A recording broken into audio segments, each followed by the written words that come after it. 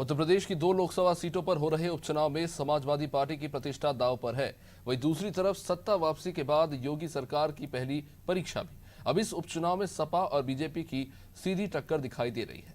हालांकि बीएसपी ने भी अपना प्रत्याशी उतारा है। कांग्रेस इस चुनाव में तमाशाई बनी रही है।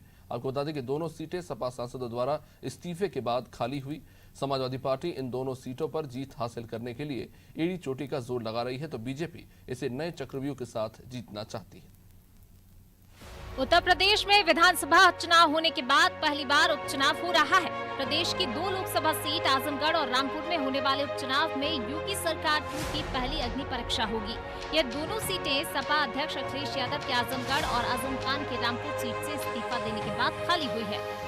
सपा इन दोनों सीटों को अपनी प्रतिष्ठा बनाकर चुनाव लड़ रही है। सपा ने आजमगढ़ लोकसभा सीट से कद्दावर नेता और पूर्व सांसद धर्मेंद्र यादव को मैदान में उतारा है। वहीं सपा के धर्मेंद्र यादव को टक्कर देने वाले बीजेपी ने भोजपुरी फिल्म एक्टर दिनेश लाल यादव निरहुआ को फिर मैदान में उतारा है। 2019 के लोकसभा चुनाव में निरहुआ सपा के अखिलेश यादव से हार गए थे, लेकिन इस बार वह फिर पूरे दमखम के साथ मैदान में ताल ठोक रहे हैं। समाजवादी पार्टी से मुकाबला वास्तव में इस जिले में न किसी का था और न किसी का है और न किसी का हो पाएगा। एक बार आजमगढ़ के लिए सोचिए और आपने सबको मौका दिया, एक मौका हमको भी दे के देखिए। अगर इन 2 साल बचा है, 2 साल में अगर मैं अच्छा नहीं करूंगा तो आप बदल दीजिएगा। 2 साल बाद तो चुनाव होने वाला ही है। आजमगढ़ में चुनावी गणित पर अगर नजर डालें तो हाल ही में हुए विधानसभा चुनाव में जिलों की 10 सीटों में समाजवादी पार्टी को 10 सीट पर जीत हासिल हुई थी। वहीं बीजेपी का खाता नहीं खुल पाया था। यही वजह है कि यहाँ धर्मेंद्र यादव को प्रत्याशी बनाया गया है और सपा इसे बिल्कुल जीती हुई सीट मान रही है। अब बात की जाए रामपुर सीट की, तो यह सीट भी सपा ने 2019 के लोकसभा चुनाव में जीती थी।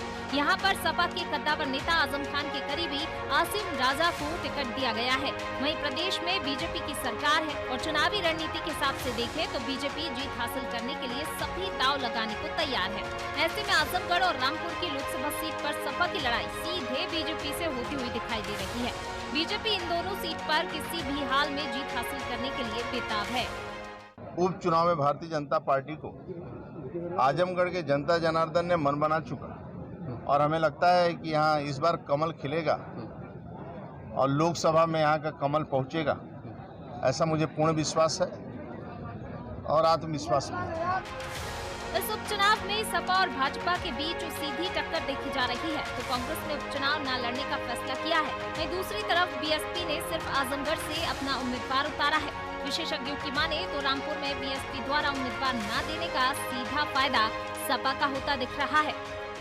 चुनाव न लड़ा जाए, बल्कि पहले संगठन को हम अपने दुरुस्त कर लें, क्योंकि इस बात में कोई शक नहीं है कि जो पिछला चुनाव हुआ विधानसभा का, उसमें हमें बहुत असफलता हाथ लगी है। तो उस सभी स्थिति का आकलन किया जा रहा है ताकि जब हम चुनाव में उतरें तो एक बेहतर स्थिति बनाकर उतरें। इस बार क्योंकि पूरी जनता मन बना चुकी है, अभी जो विधानसभा चुनाव जो जल्दी 2022 हुआ है, इसके इतने ही दिनों में लोगों ने जो अपनी आस्था जिस पार्टी में व्यक्त किए थे, लोग वो काफ़ी निराश हैं और सब लोगों की इच्छा है कि यहाँ से बहुजन समाज पार्टी के लोकसभा के प्रत्याशी को चुनाव जिताया जाए। और अभी आप देख लीजिए, समाजवादी पार्टी तो अभी स्थिर ही नहीं हो पाई। उत्तर प्रदेश में 2 लोकसभा सीटों पर उपचुनाव, एक तरफ सत्ताधारी दल बीजेपी के लिए पहली परीक्षा है, तो दूसरी तरफ विपक्षी दल समाजवादी पार्टी को अपना गढ़ बचाने की चुनौती। ऐसे में बीजेपी और सपा के लिए ये उपचुनाव काफी अहम हो गया है। उत्तर प्रदेश में नई सरकार के गठन के बाद पहली बार लोकसभा उपचुनाव हो रहा है। आजमगढ़ और रामपुर की लोकसभा सीट पर हो रहे उपचुनाव में अखिलेश यादव के और आजम खान के इस्तीफे के बाद ये सीट खाली हुई है। एक तरफ समाजवादी पार्टी के लिए प्रतिष्ठा की सीट बनी हुई, तो दूसरी तरफ बीजेपी इस पर जीत हासिल करना चाहती है। दरअसल एक तरफ आजमगढ़ तो दूसरी तरफ रामपुर, और दोनों जगह समाजवादी पार्टी का गढ़ रहा है। ऐसे पे सपा किसी भी हाल में इन दोनों सीटों पर जीत हासिल करना चाहती है। यही वजह है कि अंतिम वक्त तक प्रत्याशी बदले गए। अब देखना ये होगा कि रिजल्ट आने के बाद इन 2 सीटों पर किसको जीत मिलती है। कैमरामैन मन्ना के साथ अशफाक अहमद, अनादि टीवी, लखनऊ।